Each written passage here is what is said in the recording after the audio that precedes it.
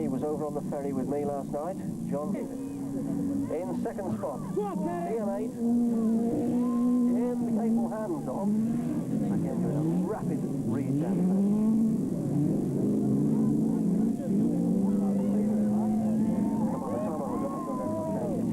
Kerry Reese, of course.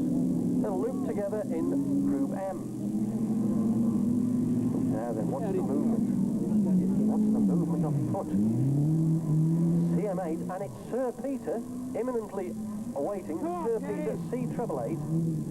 Peter Williams with that massive great 6.5 litre of Ford V8, jack back axle, 2 Holly carburetors. If you can't do anything with that lot, well, you want sorted. But we've lost the old WS on the far side of the track, so that's a big disappointment there for John Fry. Kerry Reese is absolutely astonishing in that imp.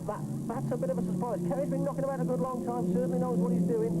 Nonetheless, Pete Williams will not be resting content with the second place. He will be pulling out all the stops to get past him, and it's Y7, of course, is the third place. It's all happening in this heat. It's Janet Ellis in third place with Peter Williams doing everything he can. He's clawing all over Kerry Reese in that imp. He's going up the inside now. Will that 6.5 litres against what I think is a Rover V8 of Kerry's? Nearly twice the size engine, twice the literage, and somebody says there's no position. Third place, oodles of points available for third place. Most of them, if it stays like this, and it's got one bend to do it in, we've seen Peter do it before, but Kerry Reese is holding him off, he's keeping the door shut. Kerry Reese takes it, with Pete Williams in second place, and it looks as though Janet Ellis has lost that. Themselves out. It's still CM15, he's managed to hold on. So often we've seen people blast from the middle and then lose it, but Darrell Cole in CM15 is making this one his own. He's pulling out the lead. So it's Darrell Cole, CM15 from Boss Hogg. There's a past national champion in second place, S270. S270 used to dominate this format of racing, and in fact creeps through, gets past Darrell Cole. Oodles of ergs from the boss's car. Boss Hogg says, don't write me off yet, I haven't been around for a couple of years, I'm back and I'm in business and I'm the boss. It's written all over the visor of his car. Boss Hogg demolishing Darrell Cole in second place, taking that first spot of him.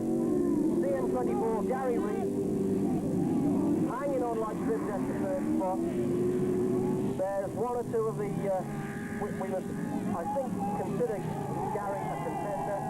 After him, it looks as though there's only Yorkshire, the blue mini pickup, going to make any impression at all. Nobody's going to make any impression on the boss, as long as he doesn't lose it. You can hear and feel the power from these machines. Boss swinging the back end out in style. Gary Reese doing everything he can to try and close down that gap of maybe 5 or 6, 7, 8 cars. The gap opens up to 8 or 9 cars length. He hits the brakes first. The gap closes up again, but nonetheless Gary Reese, he won't rest content with second place. He's doing everything he can, but he's really got an uphill and a downhill of a struggle. So whilst Gary made it from the grid, it's the boss who's taking the last lap flag first. He's up with back markers. Such is the power of that machine. He still gets the win. In the mid-80s, but the challenge is there from S20D.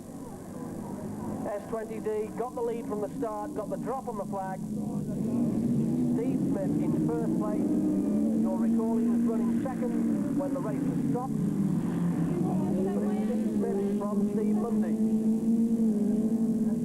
The battle of the Steves, the minor place cars. It looks as though, yes, the minor place cars are making a major move to have become major place cars. Steve Mundy looks as though that second spot could be grabbed off him from E10.